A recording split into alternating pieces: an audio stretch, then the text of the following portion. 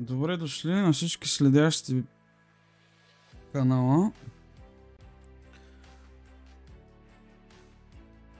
Ще направим прогнози за предстоящия уикенд от трите първенства, които на мен ми най-харесват. Ако ви харесва съдържанието на канала, можете да ме подкрепите като сабскрайбнете с камбанката. Започваме с английската висша лига. Така. Първият матч е Nottingham Forest и Челси.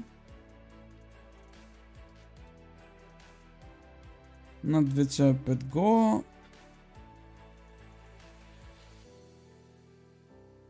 Nottingham играят с изнесена защита. Ще видим дали ще се получат головете тук. Аз ще ги пробвам. Манчестър Сити и Евертън на 2,5 гола.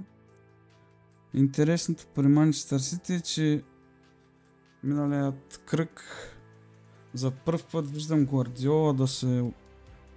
Може би не беше за първи, за втори, защото и срещу Арсенал направи също.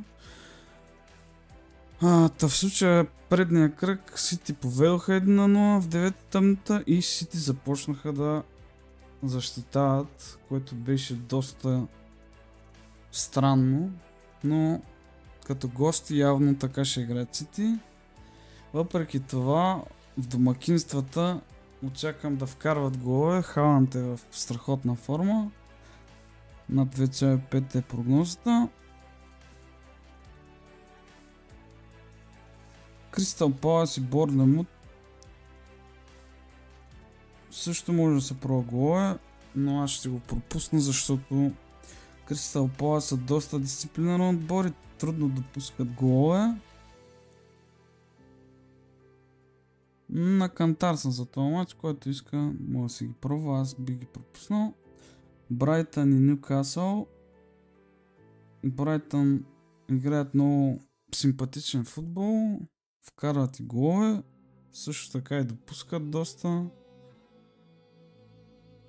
На 2,5 би ги пробвал аз. Фулъм Арсенал може би също е вариант за овър. Арсенал играят доста дефанзивно като гости.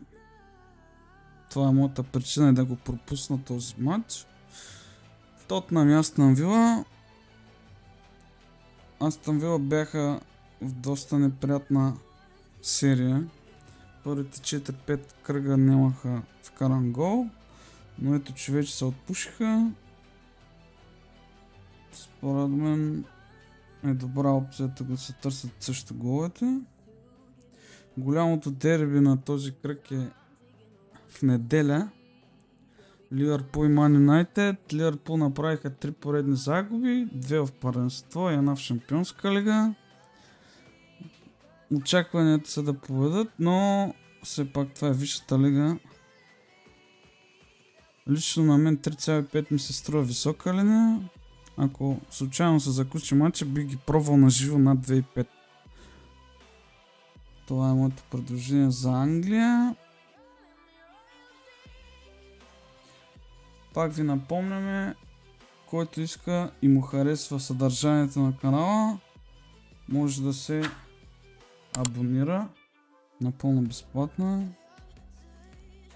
Следващото първенство, което ще видим,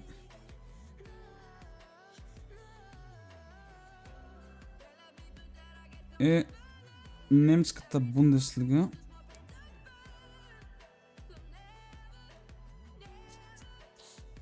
Така. Унион Берлин и Борусия Монхенгладбах.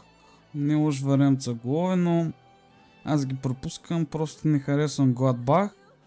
Доста често играят дефанзивно. Който иска мога ги пробва, аз ги пропускам, не бих ги дал. Майнц и Леверкузен. Като чуя Майнц и Леркузен, в главата ми изниква Овър. Майнц не са в най-добрата си форма. Леркузен вкара доста голове обаче. Според мен е напълно резонно да стане над 2,5. За Лайпциг и Хамбургер линията ми се струва леко висока. Не е невъзможно да стане, но аз ги пропускам тях.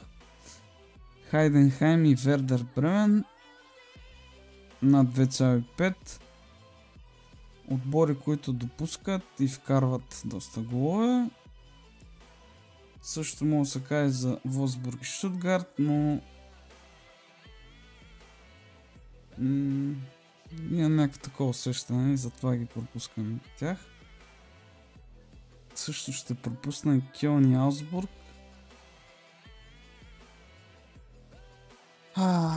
Байер Мюнхен и Дортмунд. Байер Мюнхен са в много добра форма. Вкарват по 3-4 гола всеки матч. Дортмунд също са отбор способен да вкарва. Линията е малко висока 3-5, но би трябвало да я покрият. Фрайбург и Франкфурт също отбори, които вкарват доста голове. Това са все резонни срещи, но да видим.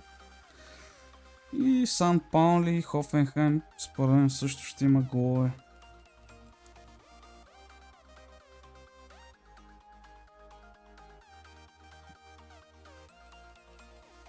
И последното първенство, което ще разгледаме днес,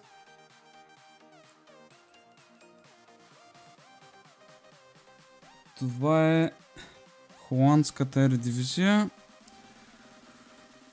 Нек Нимеген Твенте на 2,5 гола. Нак Бреда Цволе също на 2,5. Аякс Аза Алкмар също.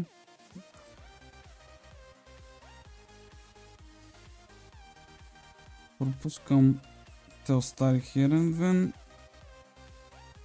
И това са и трите матча са за опцията над Гронинген, Спарта, Роттердам, Екзелсиор, Фортуна, Сетарт и Хераклес Фейнорд също. Малко е висока линията на Фейнорд, но това първенство се вкарва доста голове. За по-рисковачите могат да пробват тия мачове и над гол и половина първото по време. Това ще бъде за този епизод. Очакваме ви в следващия клип. Довиждане!